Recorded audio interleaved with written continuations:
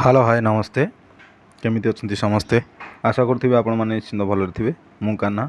आपण मैंने नहीं आसी आउ गोटे ब्लॉग ए ब्लॉग रे चिकेन नहीं बतक मटन तो बतक मटन टी आलू न पड़े जमारू भल लगे तो आम टे बतक मटन आलू पकईवा आलू को भलसे फ्राए करदे देखु ये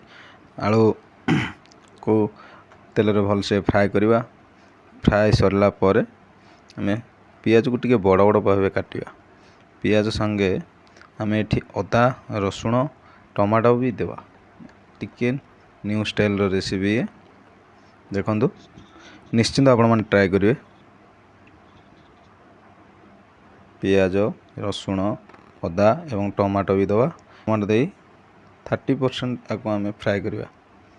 30% फ्राए सरिबा परे आम आपको ग्राइंडिंग करवा तो ग्राइंडिंग करने पूर्व मटन को आम टे ऑयल रे भलसे फ्राए करवा 5-10 मिनट ये भाव देखु भलसे फ्राए करवा फ्राए 20% होगापर आम से पेस्ट को एठारे अपलोड करवा देखु मसला को भलसे आम मटन संगे मिसेबा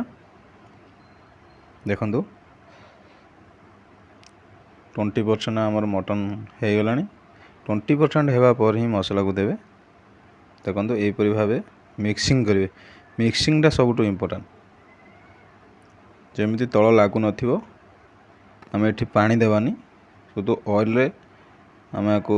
फ्राए करवा देखु ये फ्राए कर चलिए मिनिमम 10 मिनट फ्राए कर सारापर देखु यार कलर बर्तमान केमिति लाल हो सारा आम बर्तमान जाए ये कौन सी मसला देना आ मसला को आम एभली भी देवा नहीं मसला को आम गोटे पात्र नवा पात्र रे आपण मटन मसला लंका गुंड लुण एवं जस्ट पानी मिक्स करवा मिक्स करी आगु मैरिनेट पे छाड़ीदवा किसी समय रखीदवा देखु बर्तमान समय है मसला दवापाई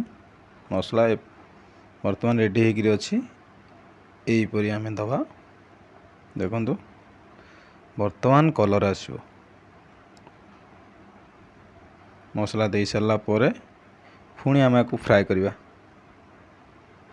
पुणी 5-10 मिनट यहीपरि अवस्था या फ्राए करवा कौन सी पानी देवेनि सबुठ इम्पोर्टाट जिनस हूँ पानी टोटाल देवेनि पानी देवेनि कि कड़े लगे यही दुटा जिनस सबुठ इम्पोर्टाट यहीपरि फ्राए करवा आ घोड़ेवा 10-15 मिनट फ्राए करवा पर देखु बर्तमान मटन आमर रेडी।